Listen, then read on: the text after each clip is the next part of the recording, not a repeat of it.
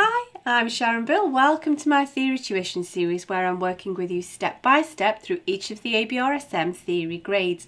There are lots of resources available to help you on my website. If you go to sharonbill.com, you'll find some free PDF information sheets.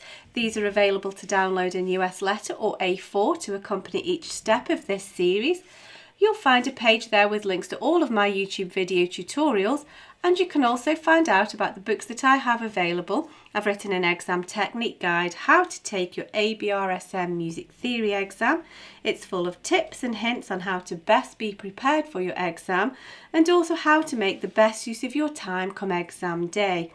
So if you visit sharonbill.com, you'll find it's all there.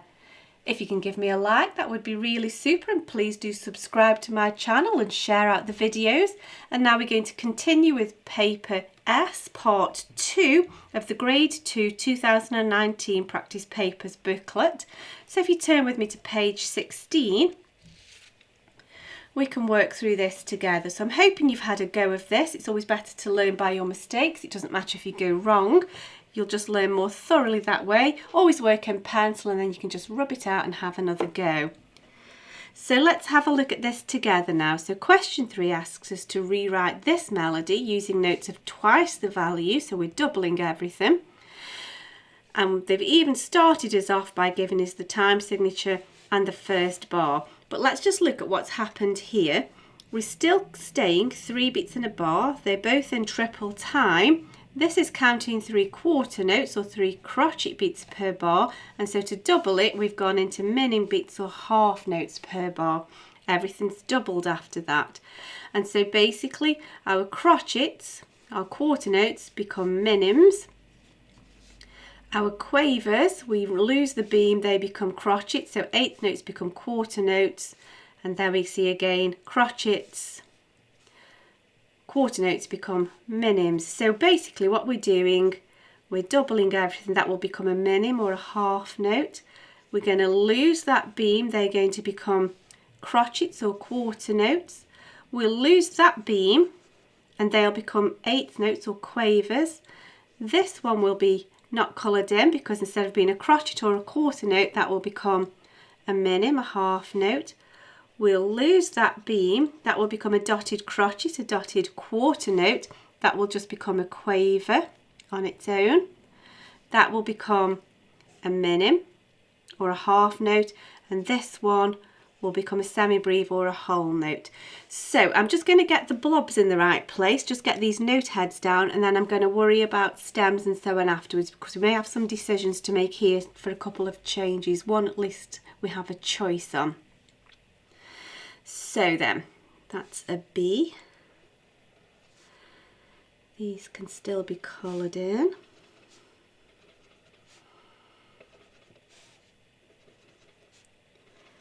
Just making sure everything's in the right place.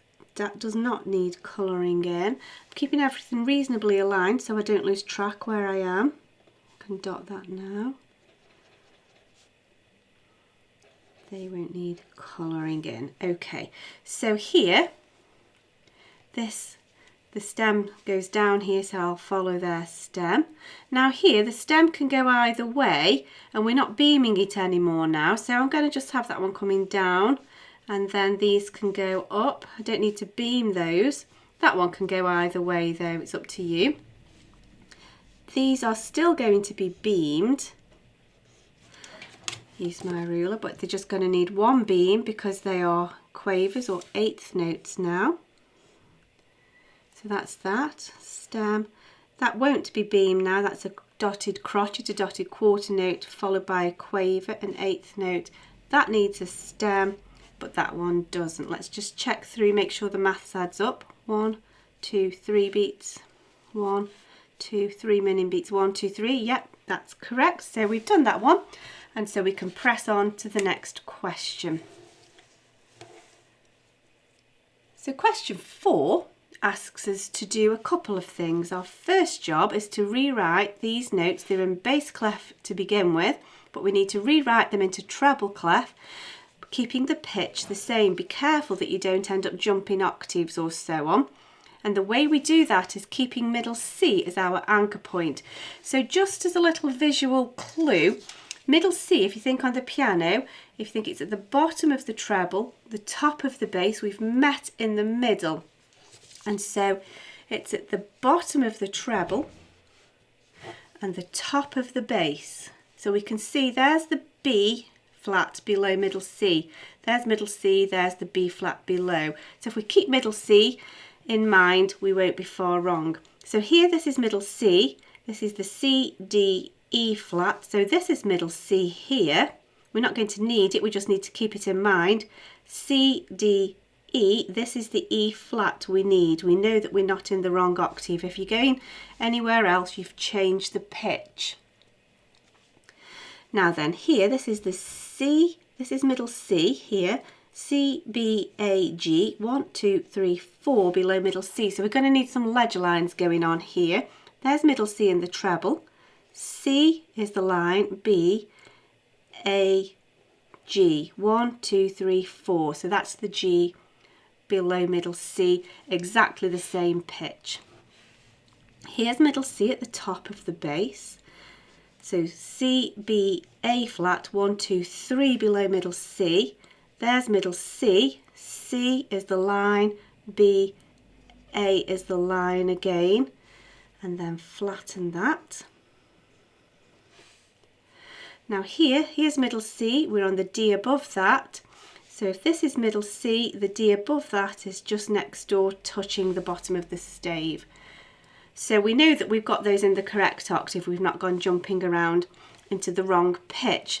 So the second part of the question asks us in which major key are all of these notes found. So let's see what clues we've got. We've got B flats, we have E flats, and we have A flats. So the major key in which we find B flats, E flats and A flats is the major key of E flat major. So just a bit of revision on your key signatures there will solve that problem. And now we'll press on to the next question, which is a little bit more work on key signatures. So presuming you've had a go at revising these, you should be ready to have a go at this. So we're asked a couple of things. First of all, we're asked to add the correct clef. And then we need to add some accidentals, not key signatures, just accidentals wherever appropriate. So let's take things a step at a time. So first of all, for this to be the tonic triad of B flat major, the bottom note, the tonic, must of course be B flat. And that will help us to decide what clef we're in. So we've already been talking about how this is middle C at the bottom of the treble. One below that is B, so it has to be treble clef.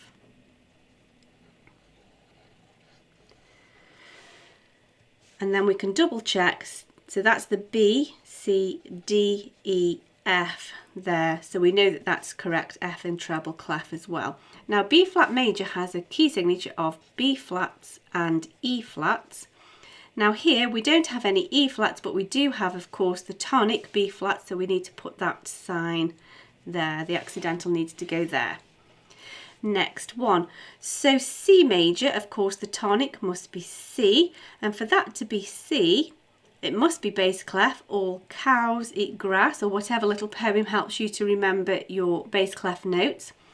So it has to be bass clef. If you put a treble clef, that would be incorrect, because that would make that a note A, which can't be the tonic C major. Now C major has a key signature of nothing, so there's no accidentals to add there. That's job done. So here we need this to be A major. So for this to be an A, the bottom of the tonic chord is the tonic. It has to be bass clef, because good boys deserve football always. It has to be bass clef. If you didn't put bass clef, that would be an F. That would be F in treble clef. Every good boy deserves football, which is not correct. So bass clef it is. Now our key signature for A major is F sharps, C sharps, G sharps. Now here our tonic triad is built on an A, B, C, D, E, first, third, fifth. So the only part of the key signature which applies here is the C sharp. So we'll just pop that there. Next one. So here we're asked to make this to the tonic triad of D minor. That must be bass clef. Because we have a D, an F and an A. If we didn't, that would be B, D, F in treble. So if you're finding it difficult, right down here, what you could do is that, well, I know that this is G, good boys deserve, G, F, E, D. That will help you. And we know that the tonic triad is the first, the third and the fifth, D, F, A. And we know that this bottom space is A, all cows eat grass, so that confirms that. Now D minor is related to F major, which has a key signature of B flats. There is no B in any of these notes. It's DF8, so there's no key signature to apply. That doesn't apply to any of these notes. Last one. So for this to be E minor, it needs to have the tonic note E. That must be treble clef, because we know that the spaces spell face, F-A-C-E. So E, F, G, A, B, E, G, B. Now E minor is related to G major, which has a key signature of F sharps, and here we have notes E, G, B, no F in which to sharpen, and so there's nothing further for us to do there. So that's that question completed. I do hope this is helping you with your studies. We'll look at the next question in the next video. I hope that you're enjoying getting to grips with this. I'm certainly enjoying working through it with you. If you can give me a like, that would be really super, and please do subscribe to my channel so you don't miss out on the next videos, and please do share out the videos. Please also do visit sharonbill.com and have a good browse around all of the resource and information that's available there to help you. Thanks for watching. See you next time. Bye.